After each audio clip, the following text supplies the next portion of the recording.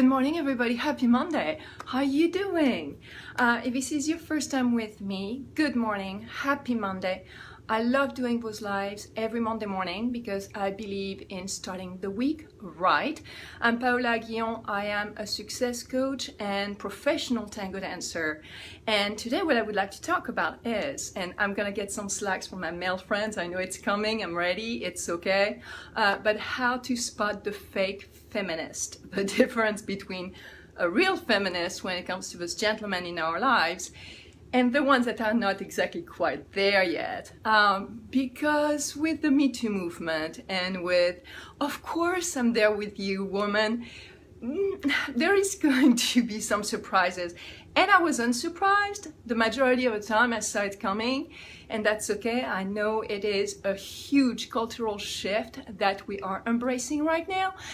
The fact of the matter is I'm all about accountability, and I'm going to call it out when I see it, and I'm going to knock people off their pedestals whenever that happens. I don't want to be mean, but I just want to be clear. And also I want to defend what we are trying to accomplish. So when it comes to anything that's going to get in the way of that, I'm going to speak up. And the first point I would like to make is how to spot one, the fake feminist that says I'm all about the Me Too movement and I support you, woman. Well, first of all, do they interrupt you when you're talking? Yeah, that's a big one. I mean, that's a huge one, and that's a very easy one to spot, and that's a very easy one to fix. And the gentleman in my life, I heard me say, well, what I was about to say before I was interrupted is...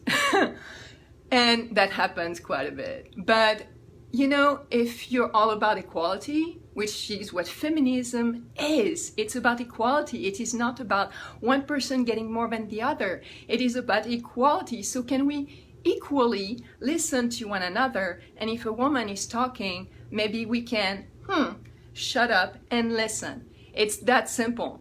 It's that simple. If we're about to say something and it sounds like it could be in the middle of somebody else's sentence, just be quiet. It's that easy. Just let a person finish their sentence. Then take it a step further, let them finish their paragraph. If they have a point, if they have an idea, because it just might be valid. And yes, this is sarcasm.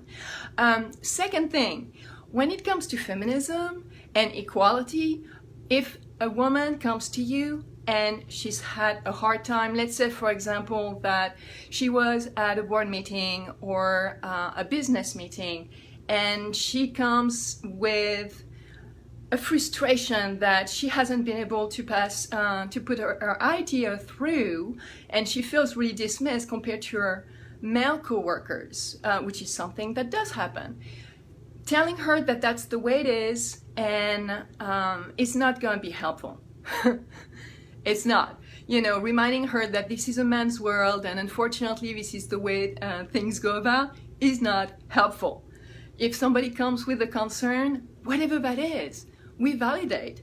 If a male were to come and say, hey, this is what happened at the board meeting, I don't think that's fair, a lot of things that I hear is other men say, dude, that sucks, I feel you. Well, guess what? In equality, ideally, we would say the same thing to a woman. It's like, you know what, I hear you, that sucks. You know, you wouldn't have to fight that much harder for your idea to be heard so that you can be regarded as the professional that you are. And then the other one, that's going to be a tricky one because I'm the first one to drop the ball on that one, and that's cultural wiring and conditioning, is all those terms that we have learned to listen to and use. When I got in the country about 20 years ago, I learned the term wife beater. And wife beater, as I found out most people knew but not me, because when we learn English at school, they don't teach us that, is referred to a white tank top. An undergarment white tank top that men wear, and that is called for a certain region of the United States where it's completely regarded as normal that certain men just beat their wife. And that's a cultural acceptance. It's just part of a culture. Well, using those terms is just reinforcing the culture of rape culture, of women being lower than, of husbands having that authority over another person, that it's their wife or their children. This is actually reinforcing what we are trying to step away from.